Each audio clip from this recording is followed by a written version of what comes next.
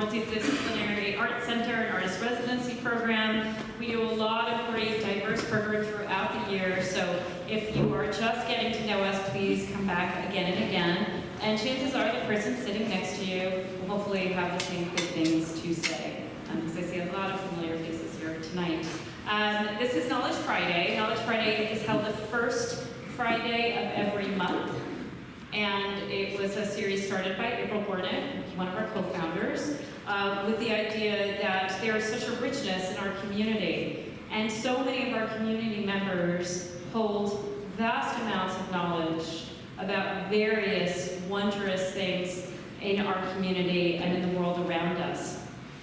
So tap into the resources of this incredible community and share the stories of the people that make this such a special place to be. That's what Knowledge Friday is about. So we're extremely pleased to present Steve Bechard and Tim Regan. That's Tim, this is Steve, you can clap for that.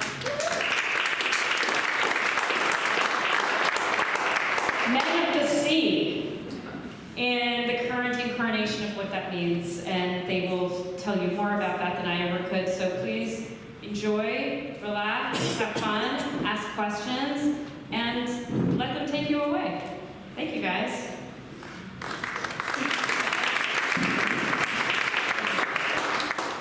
Thank you, everyone. So, a show of hands here, how many people have fly fished before here? How many people want to try fly fishing? And how many people came just to see Tim's videos? All right, so for those who don't know, fly fishing is very different than regular spin fishing. Spin fishing, we have a lure, and I'm going to have to yell here to set this down.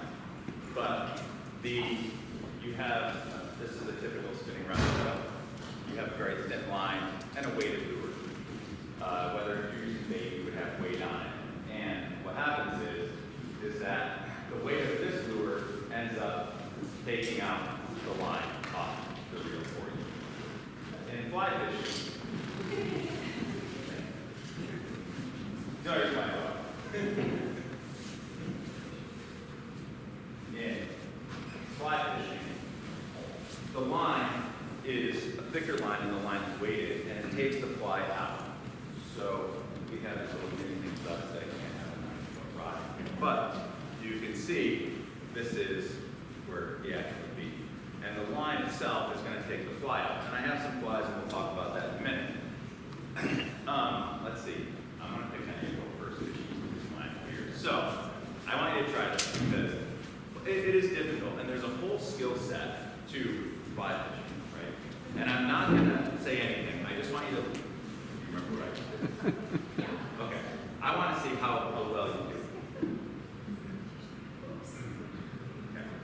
Right, so it's not that easy, and this is what kind of draws everybody into fly fishing. It was awesome. So wait, come back. So now all I have to do is, so there's an acceleration and a stop, right? That the rod comes in and tracks at a certain plane, and you see how nice that is. Well, I'm gonna let go and I'm gonna watch. Let's get that. So. That's right. So, and that's what, so, that, yes, you can, thank you. And that's kind of the, when everyone, I think it's the most intimidating part of fly fishing is the casting part. And that's why I think, it's very important for everyone to practice casting and, just to, I guess what's the right word? Because if you want to catch fish, you have to learn to cast. Just a couple little things, I don't want to get too technical here, but in the fly fishing world, every rod is measured in weights. So we have from 2 weights to say 14 weight. The lower the number is more for freshwater trout, which is typically what people know, and then the bigger stuff. We go all the way, we're catching now gray marlin and tuna now on fly rods. I'm going to show some stuff. I brought a lot of things here. I brought, I don't know if anyone read the profile. I own a company called Rise Fishing, and I have brought one of our here, and just to show the technology and where it's come. This rod here, I'd love everyone to come up and see after this presentation. This is like a 40-year-old fiber, and kind of when it went from bamboo to fiberglass, and now the stuff we use now is graphite carbon fiber, and it's you know, you'll see the difference. I do want to grab some other people. So is there anyone else out there that wants to try it? If not, I'm going to pick one or two people. Somebody better. Your friend is you're on the bus there, so you have to come up and do this.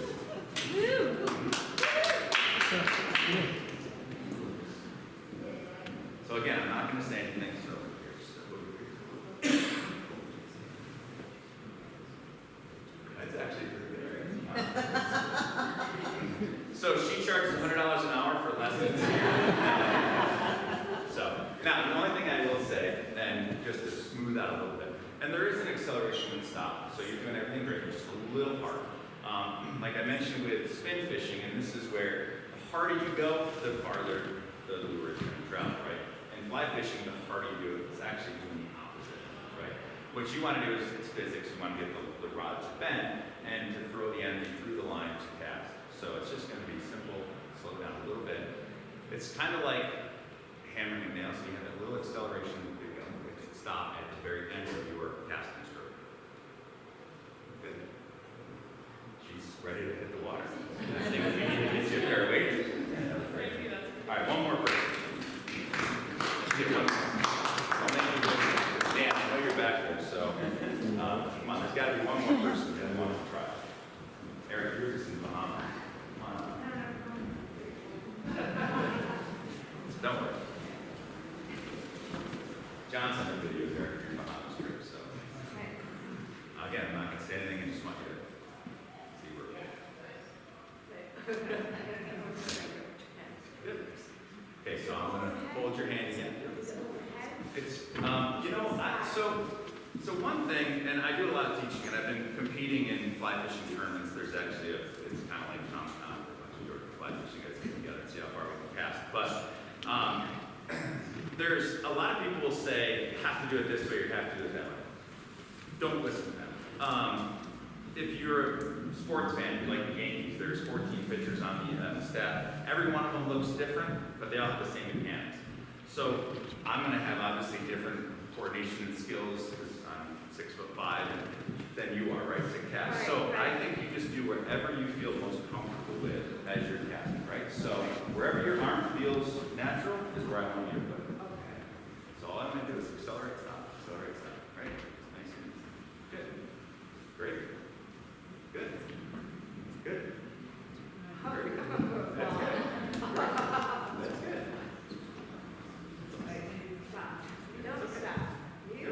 Well, yeah, eventually you want to have the fly. Yeah, you're going to. So, you know, if this were an actual fly ride, you would have the line and there would be a fly at the end of that, and you want it to hit.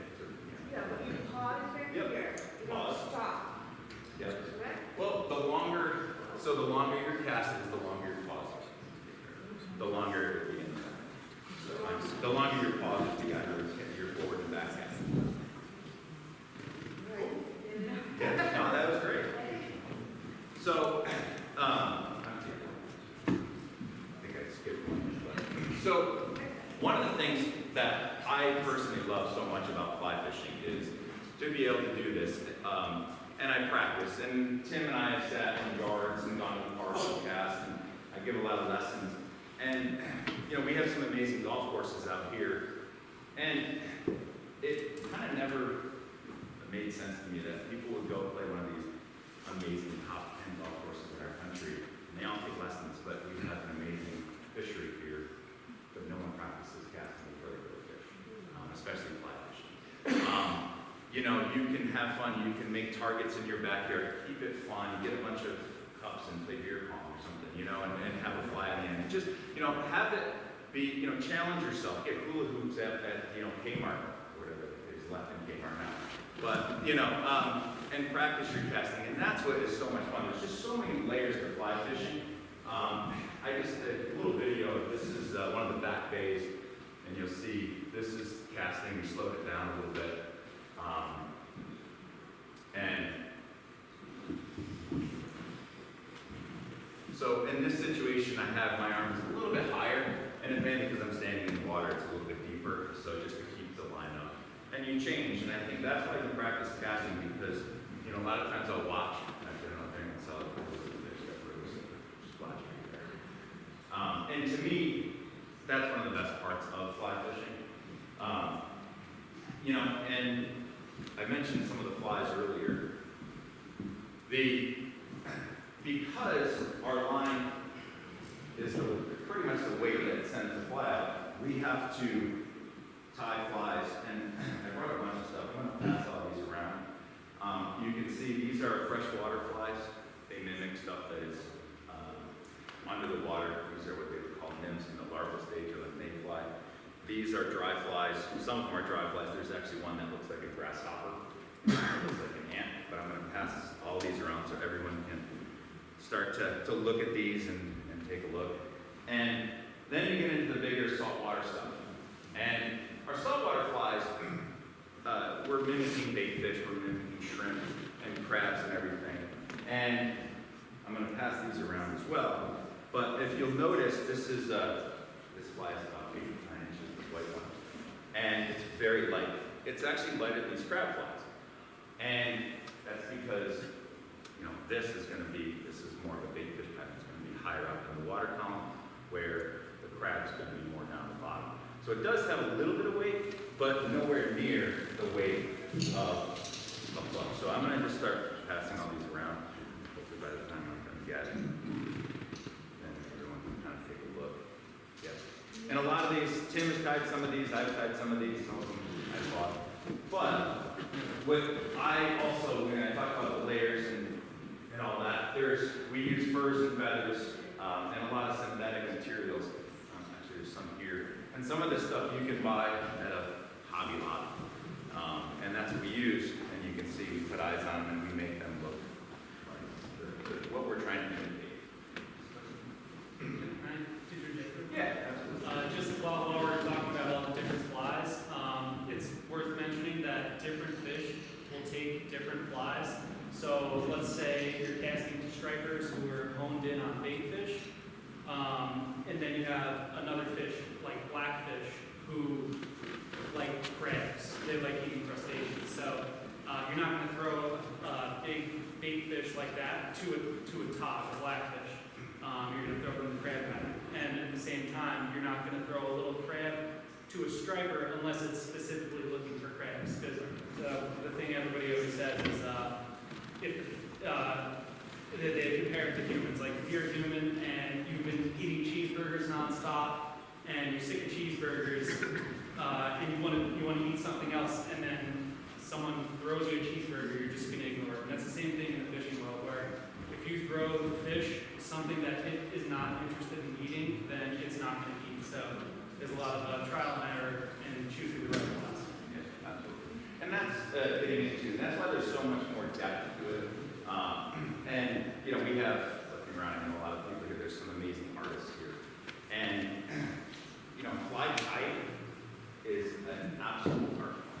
Fly casting is, but there are people who just tie flies and they frame them, and there's feathers and stuff from, I mean, they actually go through the government to get, you know, feathers of maybe an animal that was killed, you know, hit by or whatever it is, to get materials to do things that were tied back in, you know, 100 years ago, kind of when fly fishing all started. I actually did one fly once. This is called American salmon fly. It's not perfect, but I worked with a guy who did this stuff, who sells his stuff for thousands of dollars. And I always wanted to do one, so I'm also going to pass that around. You can see, and everything's measured out, and it's a whole art form. And that's kind of what, you know, I know we were here to talk a lot about, you know, nature, but it all brings, it's all part of it. It's all the experience of getting out there and seeing what, you know, it's not just standing in the water casting a line. There's so much more to it. And, you know, in all the places that it takes us, and I'm not sure many people even realize it, but the birthplace of American fly fishing is less than 4 hours from here. It started in the Catskills. And the Catskills is one of my favorite places to fish. I still go there. I grew up not far from there. I'm from upstate New York. And it's trout fishing. And that's where fly fishing originated. And we, you know, to have a place like that so close that most people don't know. And not only is the history amazing from Hudson Valley and artists there and all through the Catskills, but it's really an amazing place to just go and experience, and there's a lot of folks out there if anyone's interested. But it's beautiful, and it takes us to places that, I know bald eagles are coming back here and other places, but I've been seeing them here in the Catskills for years since I've been fishing. So it's pretty amazing to see all this. I personally love just getting out, and I've been very fortunate to travel and to fish with my son.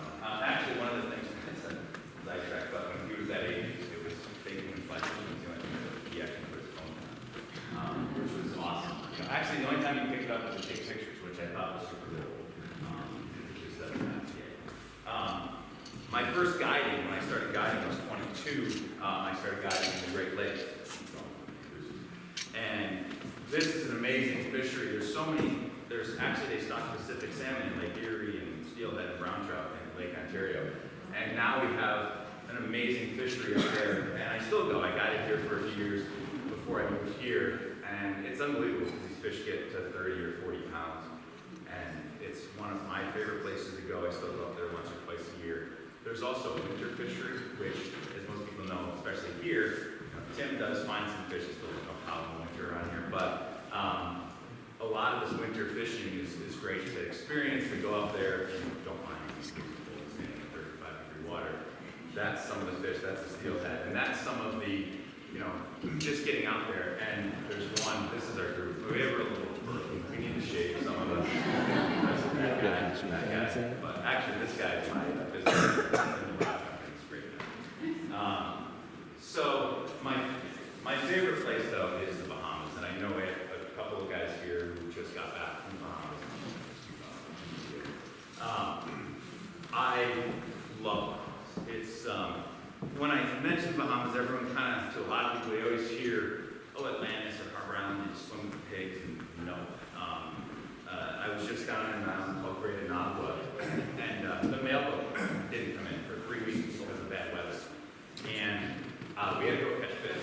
So because we had nothing to eat, there's still places like that that are untouched by us, to say it. But it's great to go down to these places and to experience this. That's a black-tip shark that was swimming by us. So I caught him.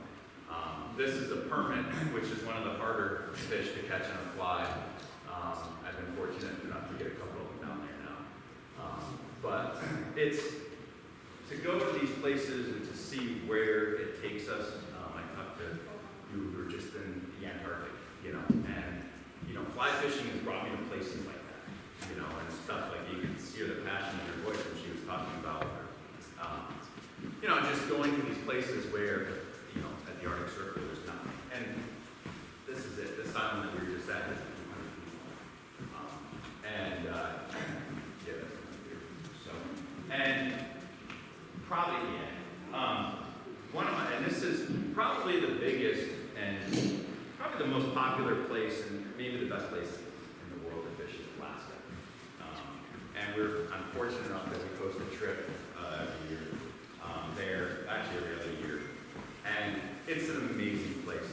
And we go to this town, there's no roads in and out of it. It's on the plateau. You have to fly in. You can see the growing salmon. The salmon come in by the hundreds of thousands. It's untouched. They actually are still, the Inuit, the local tribe there, is still allowed to harvest a certain number of whales and seals every year. It's that remote. And they use everything. We literally, when we get there, we're running the boat up to we stay in tents, and we're running the boat up, and you see the salmon hanging. And I asked, I said, well, what do you do after it hangs? Well, it's dried, and they pack it away, and they freeze it, and then they use the oil, and they use this from the animals that they get, and they rehydrate it. I've heard it's disgusting, and I won't try it. I'll try pretty much anything, but I won't try that. But it's just such an amazing place to be out there, and this is a grayling. They're not big fish, probably one of my favorite fish to catch just because they're such a unique fish. They have a huge sail on the back of their fin there. And they're just an amazing fish. It was on my bucket list to catch. But with all that said, and all the places I got the main reason why I moved here, other than my wife lived here and asked me, but it was really easy to answer when she asked me to move here, was because we have all of that here. The fishing here, and you're going to see a lot of that in Tim's presentation of, it's amazing. We have striped bass and bluefish, false albacore, fluke, and Tim mentioned we catch tuna on the fly, and sharks, and it's really amazing. And I think as fly fishing, we have kind of a responsibility to, I think most of us feel a little bit more connected to nature, feel a little bit more connected to our surroundings. Because we see so much, and where Tim and I have kind of been different is I was a guide here, my wife guided here, so I've kind of experienced the East End by boat. So all of what I have seen over the years has been, stuff like this, and you're just sitting there like, and all of a sudden this is, I'm just driving the boat here, we were shot, this thing popped up right by us. It was pretty amazing, you can see how close we were. Right there. But this is a massive school. This is all striped bass. Wow. Thousands of them are in school. Oh my God. Unfortunately, and I don't want to talk too much about it, this is all bass. You can see that. And they eat rain bait, and they come up to the surface. And this is another one of my favorite places to fish. This is probably in 2 feet of water. So we take very shallow boats, and you can wade some of the back areas. This is Paul Dixon, he's a fly fishing Hall of Fame, he's in the fly fishing Hall of Fame. And he's a guide out here in the Florida Keys. Tim and I were fishing with him a couple of days. And you can see that's the bottom, it's only 2 feet deep. And we see stripers and bluefish. And it is probably, to me, that is my most favorite way to fish, because it's all sight fishing. You see everything. You see the fish coming in, and you cast to them, and it tests all of your skills. And so, I know you want to add anything on the fishing here. Again, I'm standing in. This is a 30-something inch fish, and I'm standing. Might be up to someone's chest, but it's pretty amazing, and I think it's overlooked here. And so many people, and I know Tim and I speak about it all the time. We actually work together in a property management business, and we have clients who will say, I'm walking the beach, and we see them come off the beach, and we're like, did you see the whales? Because we're going down to see them, he's filming them or something. And they're like, no, because they're walking the beach like this, and they don't look up and see what's around them. And that is something for me that fly fishing has done. And, I hope that, I think this coming here to just talk about it and to get it out there, I think that if there's any advice, if someone's even not going to grab a fly rod and not try to fish, but just look around. Get yourself polarized glasses, look in the water. I think you'd be surprised what you'll see. And it's just really amazing. I know you have a big presentation, but a little bit of background about me. So I grew up in Syracuse, and my father was an outdoors guy.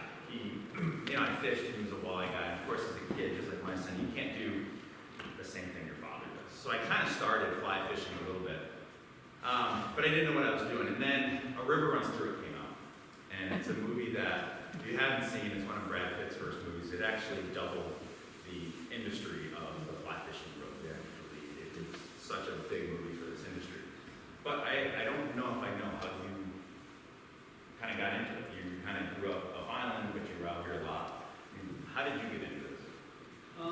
So when I first moved out here, that's when I started. When I first moved out here full time after college, didn't know what I wanted to do after college, but my buddies had just introduced me to fishing, and the first time I went, I was so hesitant to go because I imagined in my head like just sitting on a dock and waiting for a bobber to go down with a worm on it.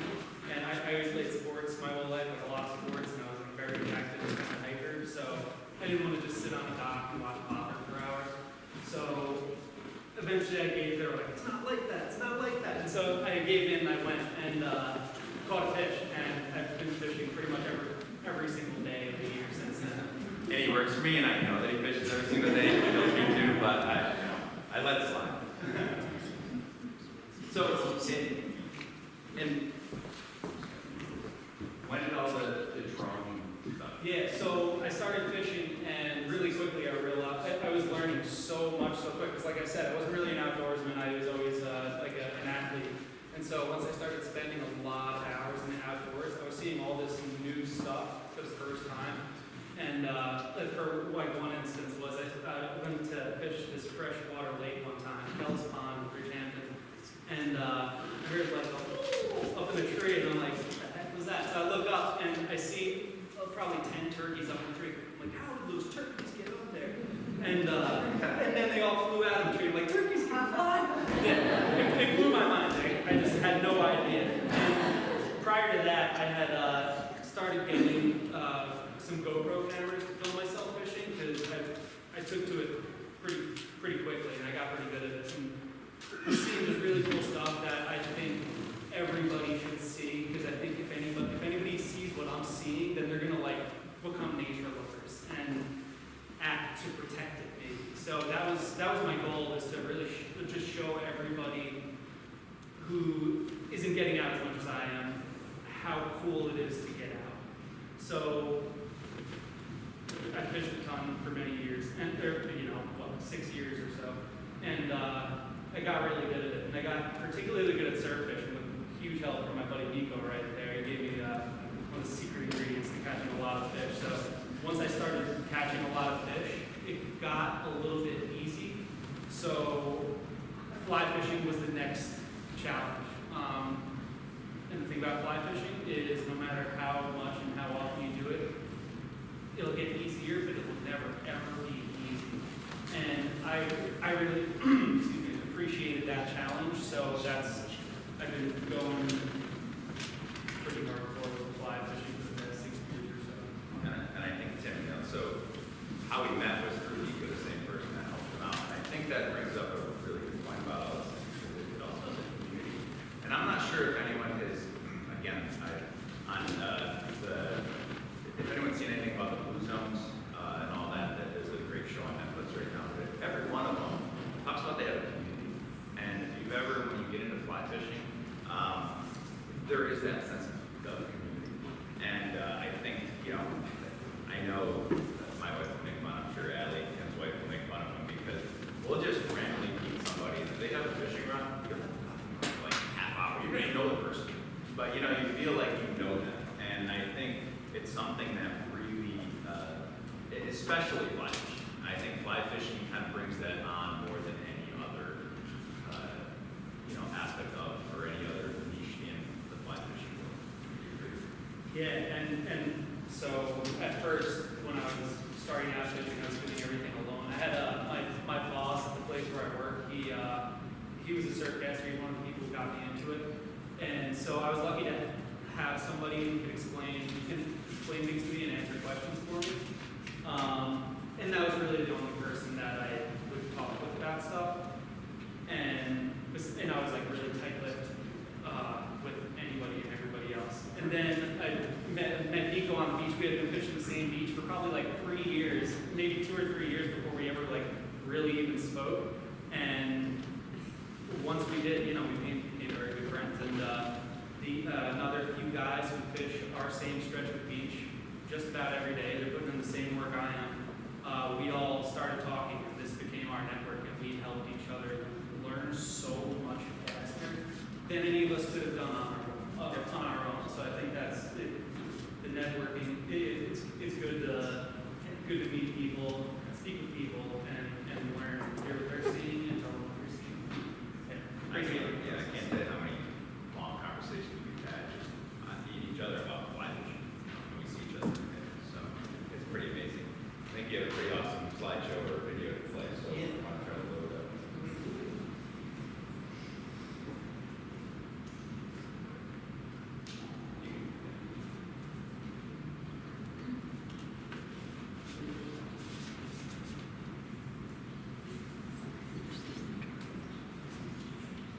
And we will take a bunch of Yeah, so I'm going to talk about the warm season today. That's it's the stretch of time when whales can be frequently seen from our beaches. So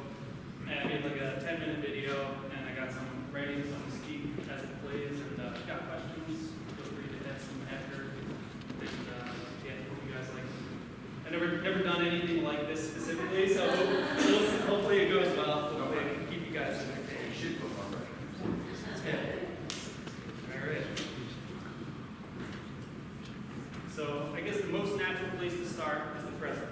It's early April, springtime. Everything is coming back to life. You can see it all along the roads, and you can smell it in the air. I see it in the water. There's a type of saltwater fish, a river heron, that we call alewives. They swim from the ocean into the bays, then up into the deepest stretches of the estuaries, looking for fresh water to spawn. I filmed these ones in Bechard.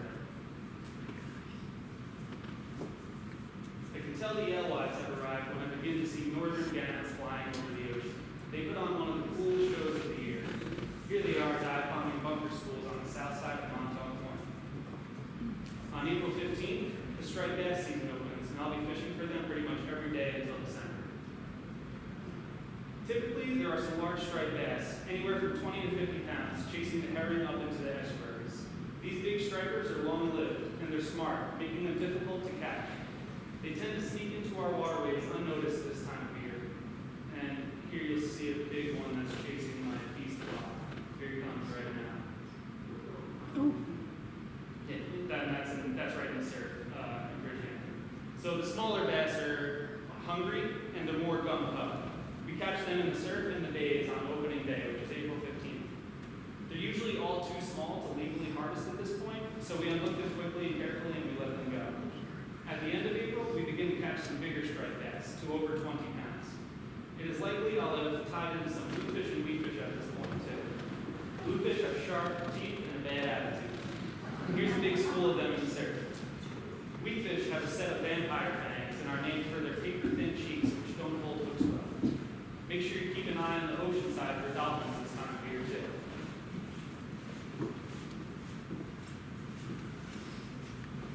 Mid-May hosts the arrival of big bluefish. They follow squid into the bays and can be seen marauding the shallows like big old crabs. These fish are mostly 10 to 16 pounds, with the heavier ones comprising the majority. They tend to be extremely aggressive and will attack anything we throw at them. Here you'll see one attacking a plastic fishing pole. Boom, right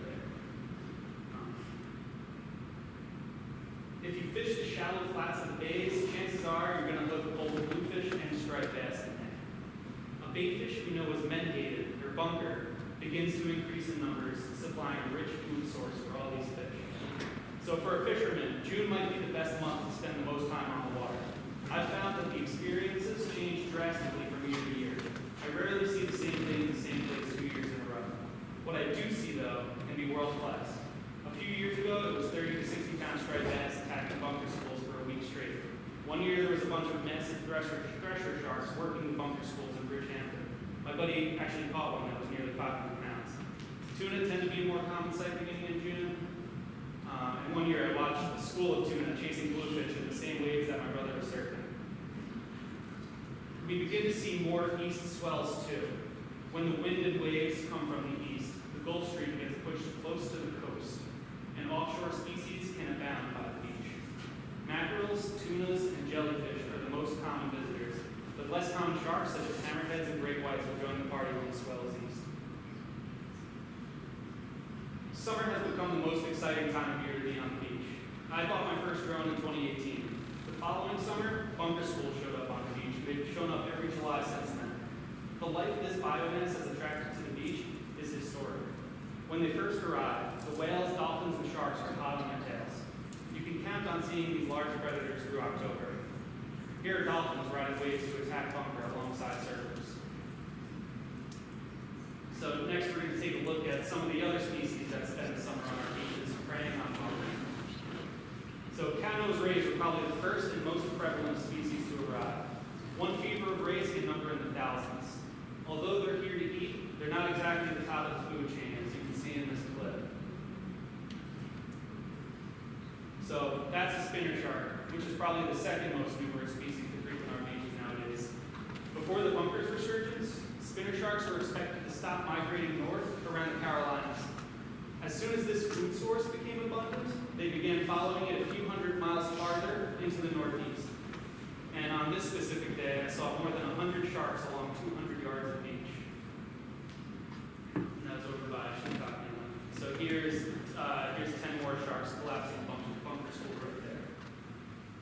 So one of my favorite aspects of the aerial perspective is seeing bunker schools take on different shapes, which kind of reminds me of those Rorschach tests. And speaking of species that don't exactly belong here, we'll take a look at some cobia. They are known as more of southern fish, similar to the spinner sharks. Now they're getting caught in pretty huge numbers by the Fire Island bunker schools these past few years. There's a good chance that the fish in these clips are over 50 pounds. And then, of course, we have the playful and radical bottlenose dolphins. If the bunker is easy to find, the dolphins will team up to attack them all day long. It's a pretty incredible sight when you have a front row seat like these folks do. And if the swell is good, you can see them surfing the waves, or even surf with them if you're lucky. And if you're really lucky, you might see them with my favorite subject to film, the humpback whale.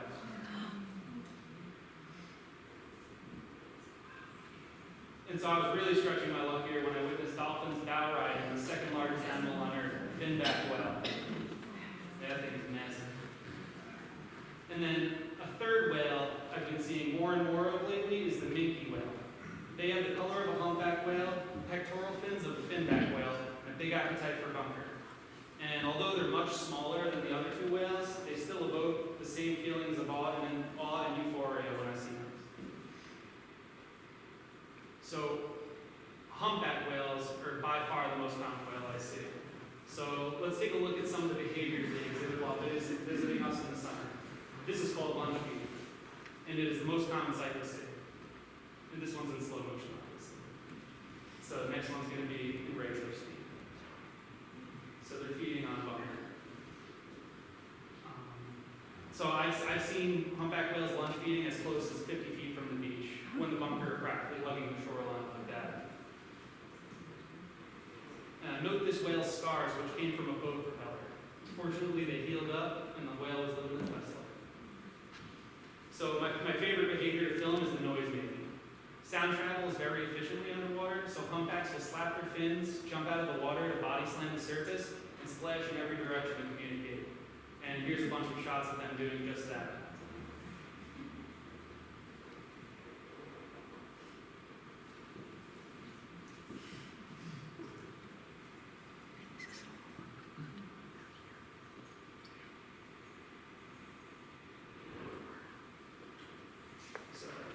My favorite part about witnessing this behavior is what it suggests will come. Whenever I see them making noise, I inevitably end up seeing dolphins and tuna who will feed upon the same bunker schools as the whale.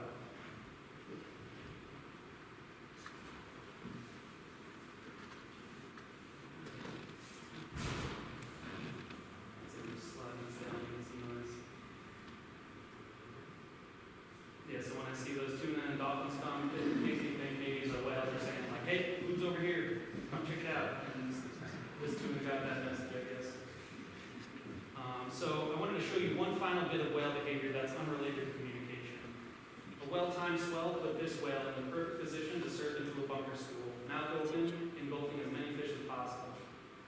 So check out how it waits for the wave to assist it with its forward motion. Once that wave starts giving the forward momentum, it flags its tail, pushes right into it.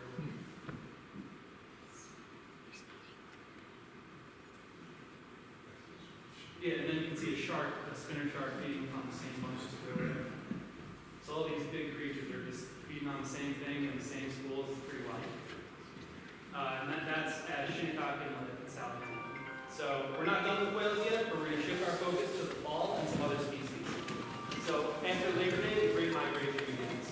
Almost every creature that migrated north during the spring run will now take part in the fall run south. Different fish exit the bays on different moon phases. Predators are hot on their tails, and anglers line the beach and fish with them. In September, east swells abound, and the sights I see are jaw-dropping. Also, the fishing can be so good that it's hard to decide whether to grab my rod or my drone. These past few years, the drone has taken precedence.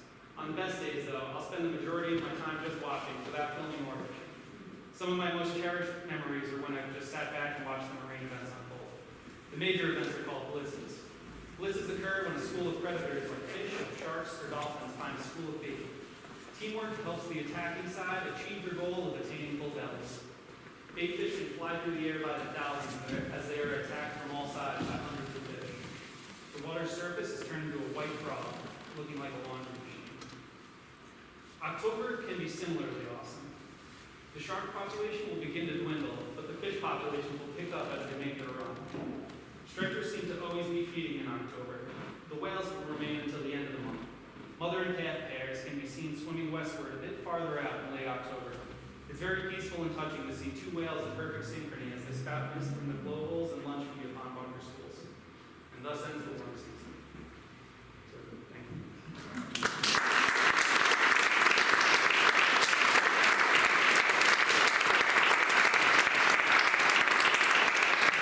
I know we're kind of running out. We want to do some questions or take some questions here. But one of the things, so I moved here in 2004, and I guided here. My wife guided here until around 2012 or 13, and we never saw any of this. This is all new because of folks that have gotten together and put a lot of regulations on bunker, and it's amazing when you kind of do the right things. You see what happens, and we would see a whale here and there. There's a bunker that have come in, have brought more life. I never personally, I've been here since 2004, never saw a spinner shark till 4 years ago. And on kind of the other side of the story, we're now kind of in a struggle with striped bass. We have a big problem. The biomass is shrinking. It's going the other way.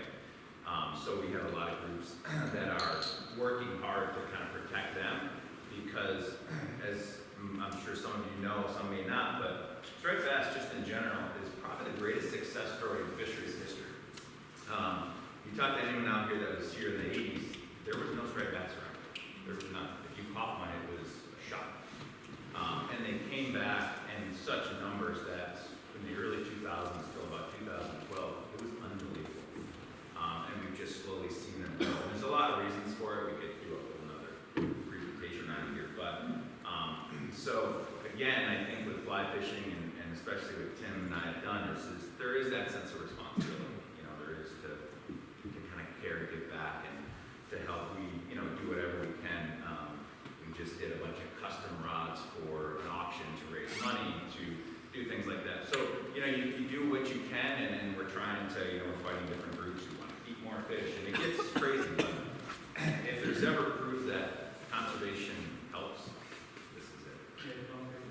It's been cool. I know I just talked pretty much only about fish, but I'm sure a lot of you have seen it.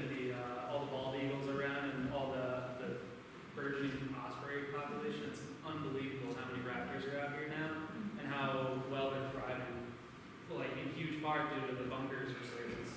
I told you this morning, I was on my way driving by Mecox, and there was 7 ospreys all hovered over something. I've never seen that many in one area. There was a day in Mecox Bay over the winter where I saw 6 bald eagles all right together. Unbelievable. I've never seen that many. It's unbelievable. With that, I know we're close to our time, so I'll open it up to questions if anyone has anything to ask, anything wants. I do want everyone to come take a look at the rods up there just to feel the difference, especially the one that's 40 years old and the technology. So.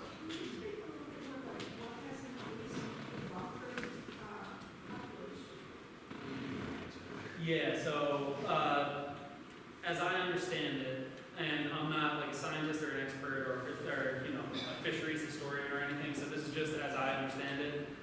Take it with a grain of salt.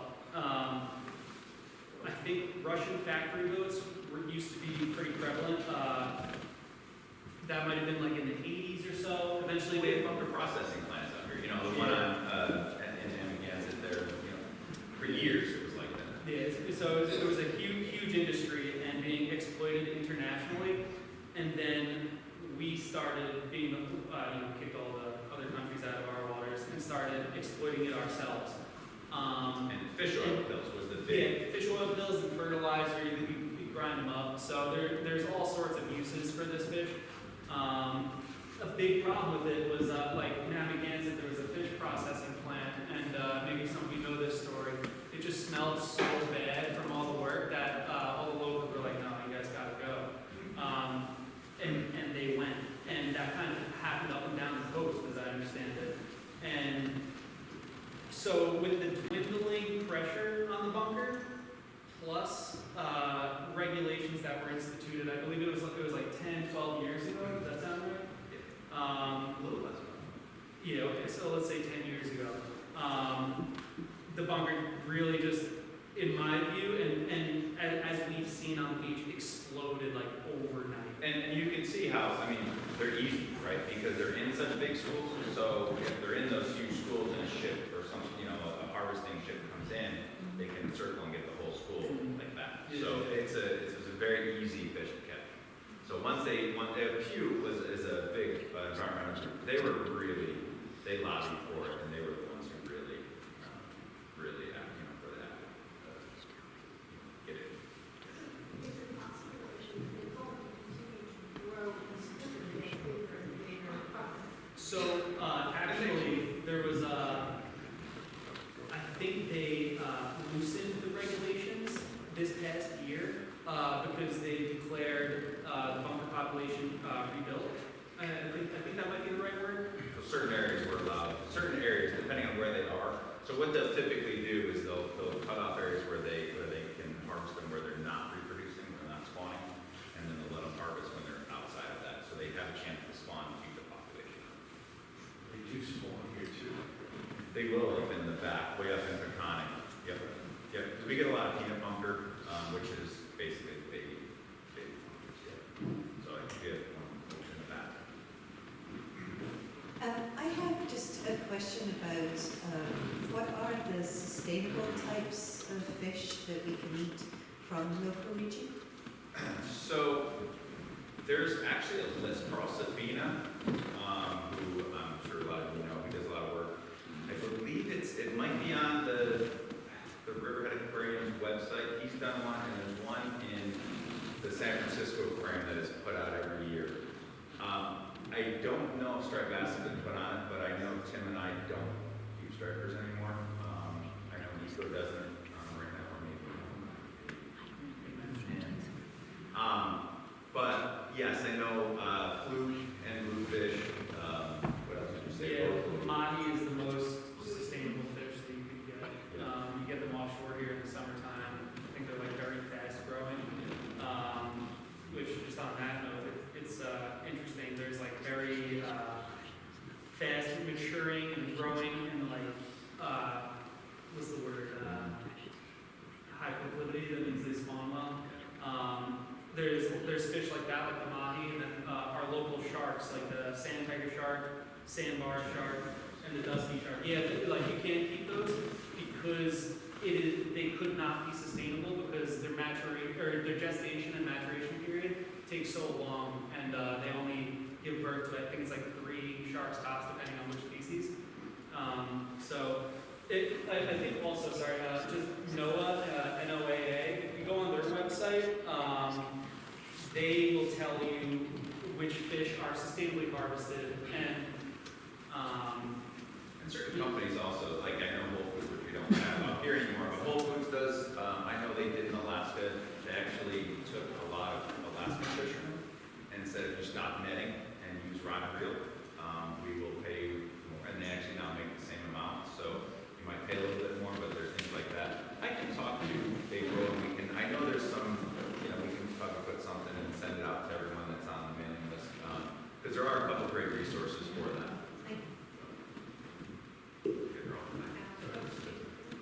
So I've been a surfcaster for 25 years, I believe. So my question is, what's the one tip that you could give? What's the tip? so most people who follow me on Instagram probably already know it, but just without being too revealing, I'll just say that like too many fishermen only think about the fish. Meaning they only think about what fish is this fish eating, and it's not always fish. In fact, it's like way more often not fish. Sure. I'm talking in terms of me. Sorry. Oh, we have a question here also. Where? There's one here, and then we'll go to Nina. Sorry. Nina will be.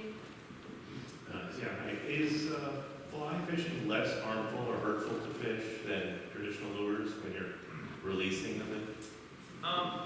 Yes, because most fly fishermen sure there's some people out there that, again, I said, you know, we kind of have, I feel like almost fly fishermen feel we have responsibility. So we're using single hooks, where most clubs and lures, I took them off that, but they'll have 2 or 3 treble hooks, which that's what really does the damage. So in a lot of the times, I actually, I don't love fighting fish. It's kind of a weird thing. I mean, I do, but sometimes you get huge fish like tarpon and they're 100 and something pounds. They just beat me down. So we actually use barbless hooks, and we'll bend the barb down. So one, they come out easier. You might lose them, but it's a much more humane way to obviously hook and fight a fish. I also don't like, I know there's people that chase world records, and we actually have guys who set, I think our rods have broke 11 world records right now. I personally don't do that because you have to use leg tippet to catch big fish, and it's a big thing. I would rather just get them in and let them go. Yeah, in terms of harmfulness, I would say it's very subjective, depends on the angler. For me, I don't use plugs that have 2 treble hooks on them anymore. I stopped doing that years ago because even with 1 treble hook, it's a little dangerous. It's got, you know, the treble hook has 3 prongs on it, so 3 hooks on 1 hook.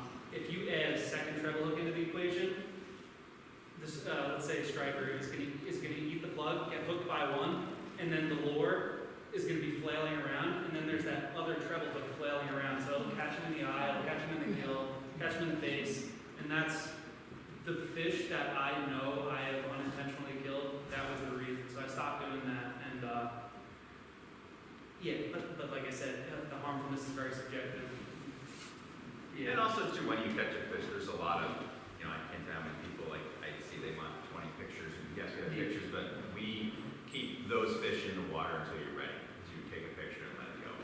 And that's really what you have to do, you know, keep them wet. I think it's the big line that everyone uses. Yeah, and another thing about the treble is, the second you put a second treble on there, it's going to take you like 5 times longer to release that fish. So you're going to have its head out of water while you're messing with it, and it's just suffocating. So with single hooks, fly fishing, it's you can keep them in there and keep their head underwater with like a current running through its mouth and over its gills, and just unhook it from there, and then you just keep the fish in the water the whole time. So fly fishing can be more humane. I know you've got a question. A few questions, yeah. Go ahead.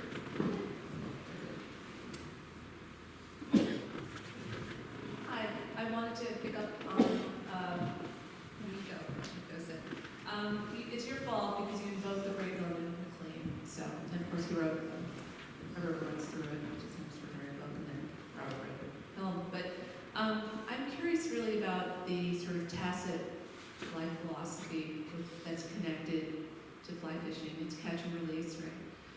So there's a meditative quality to it, but there are other things that are going on. I mean, is that sort of... Absolutely. You know, and again, that movie obviously changed my life. I own a fishing rod company, and it was like I think growing up though, I had a grandfather that it didn't matter what size it was wrong. That's just how he grew up, and I think I remember crying one day, and he finally like let fish go. So I think in deep down I never wanted to do that. And with that movie and the spiritualness of that movie, that it just, to me, that's really what fly fishing is about. And I think, you know, that ending scene that you've seen, which still, you know, gets me when you watch it. Yeah, we all, like, I'll be the guy with the walker still in the water, going out there and trying to go, you know, carrying, but one or the other. But yeah, we have tried to have another movie like that. There's always scenes that, and they never seem to come off like that movie. It really. There's a quiet in that. What's that? There's a quiet Yeah. in that film, which is character in himself, but this idea of being part of something greater than yourself and being within the context of that moment and allowing yourself to surrender to that in that moment. Because it's really not about catching fish. It's about experience. We're gonna tell you we catch fish every time we go out, but But it's about living in the moment. and that's why all these places that I've gotten to go, and it's been amazing meeting Tim because I never looked at this like from the skyline. So to see all this has really changed never really fished the beach much until even Nico would try. You should come fit, you know. And now it's like I see this stuff because now I'm seeing it from above, and I'm like, you know. So now I've changed the way I. And on that note too, it's like I never go on boats. Yeah. Like I'm just always fishing from shore. I go out to sea bass me. So the couple times I've gone out with him and the Paul Dixon who was in the video before, I've seen more things that I never seen before and never could see if I just stayed with my feet planted on the beach. So over by Gardner's Island, I saw baby seagulls for the first time like 2 years ago, and my God, they're cute. It's ridiculous. And then another thing, so you know, I watch these whales. I can see them just about every day from say June to October. Just standing on the beach, and I'll see one or two, maybe I'll see 3 or 4 on a good day, on like the best day. I went out tuna fishing once 3 or 4 years ago after I'd been seeing whales a lot, and out there I saw like 24 whales at once, and it blew my mind. I think I never ever wanted to go on a boat, but once I saw that, I was like, I'm kind of missing out if I'm not, experiencing boats. Does that mean there's part 2 of this next year? Do the whole boat. That's a good idea, actually. Also, I was really surprised because I'm pretty sure that there wasn't any specific intentionality behind you speaking in April. And to hear that your season starts in April makes this a remarkably timely conversation. Because now everybody can go out and buy a rod and like they're there with you in 2 weeks, you know? They're going to be here. We have so many questions. April? Okay. Hi, I've been fly fishing for over 50 years. Probably you guys aren't even that old, but I can certainly find and report a lot of the naturalistic experiences that you all felt fishing the last time in North Carolina with a 6-foot timber bowler that came up on my leg. So there's all kinds of excitement in the sport other than just catching fish. But I just wanted to mention some of the things. I had good friends of mine that own a commercial fishery, one in Alaska and another out in Washington State in the Olympic Peninsula. And we went out to Montauk, and they were kind of horrified to look at the boats that were drag fishing here. And they had a lot of questions about that, and I was wondering if there's anything, or any of our commercial guys using anything other than dragging the bottoms. Is that contributing to some of the bass population, the stripers in remission, and also the situation with the lobsters and the traps being left. They used wood for years, and now they use metal. And fortunately, there's some people up in Maine that are reclaiming those traps that are left all over, and they're reutilizing and repurposing the metal from those traps. Are we doing any of that here? So Yeah, well, it's a politically, no, and Tim has been up with and filmed some stuff, and a lot with the DEC. I just had a meeting with the New York State DEC ago. The problem is if you ask us with the striped bass population, we want to limit the harvest, right? When you ask commercial fishermen, they want more. There's still the gill nets that go offshore on the beach in the fall, and there's still a lot of bycatch. There's still a lot of things. I have some friends who are commercial fishermen. They've been doing it the same way for their grandfathers and great-grandfathers.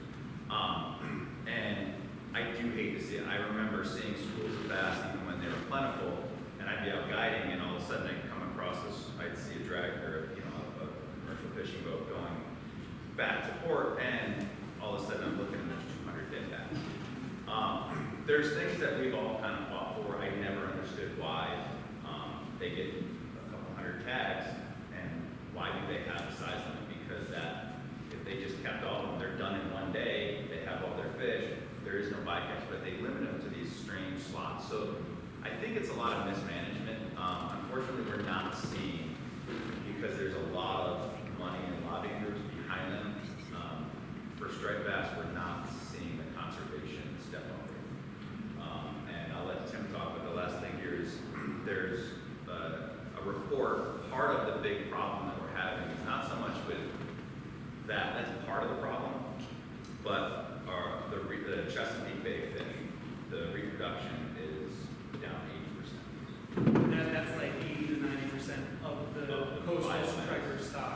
Hudson River, spawns in the Chesapeake. yeah, the Hudson River striped bass are fine, but there's just not a large biomass of them.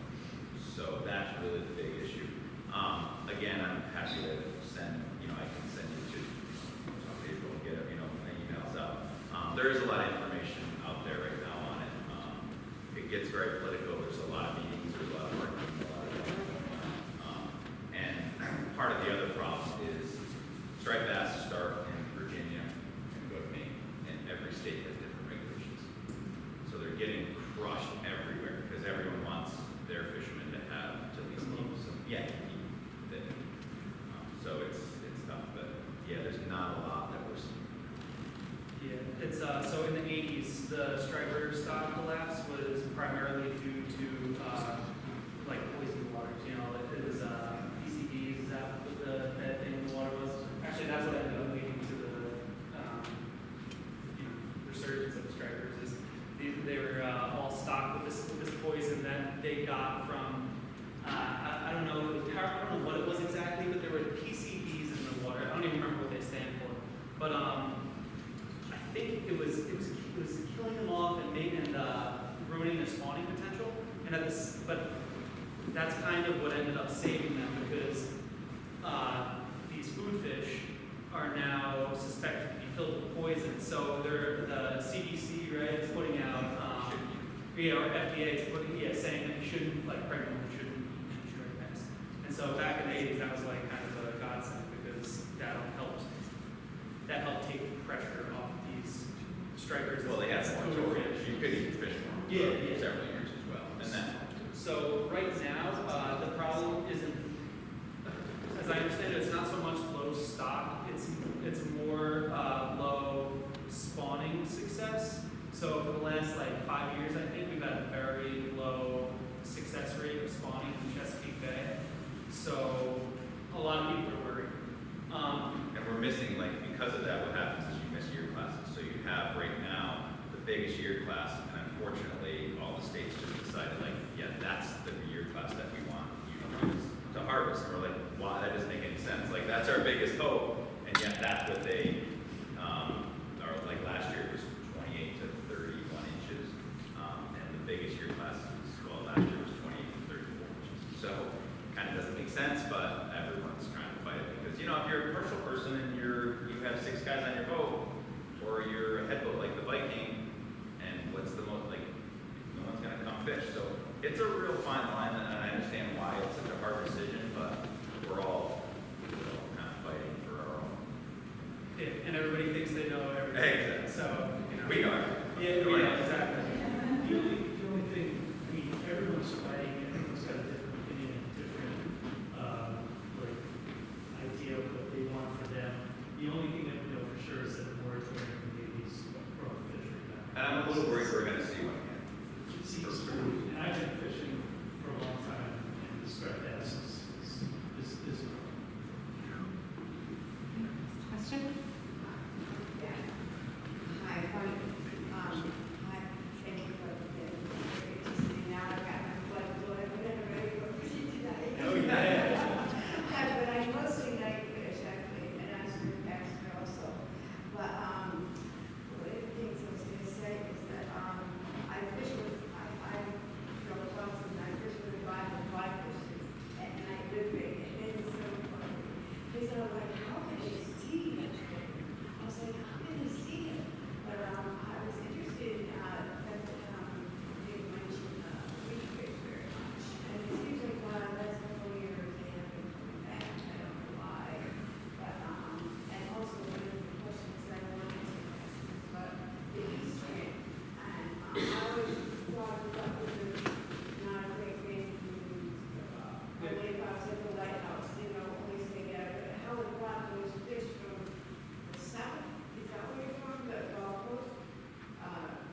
Oh, the Gulf Stream is Gulf out. Stream Yeah. water, is that what fishing, Yeah. the eastern brought those fishing? Yeah, so whenever I'm looking at a weather forecast and I see sustained east winds, I'm expecting there to be clean water in the next couple days. Right. My ideal combination of weather, and I'm not answering your question, but this is the cool one. Right.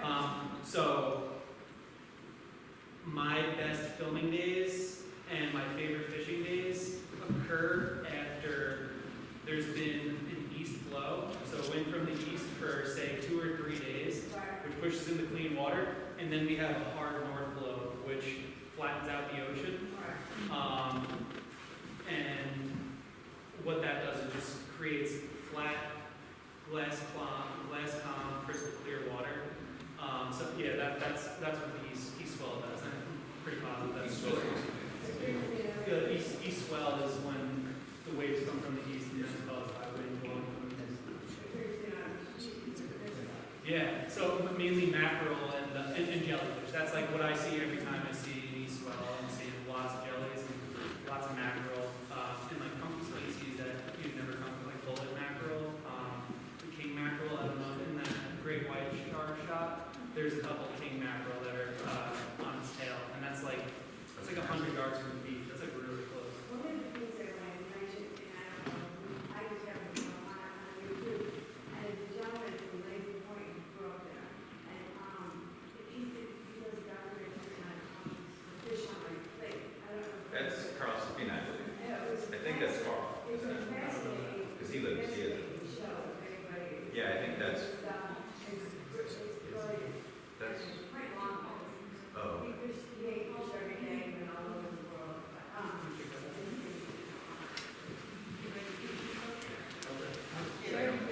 Carl, he has a place. Yeah, that's right. Well, there was a man in the back row. Yeah, maybe I missed it. You guys gonna tell us where your favorite fishing spots are around there? I'm glad you said that because he owes me $20 because I did say that somebody, I told him $20 and someone's going to ask me for that. The water. So, yeah. You know,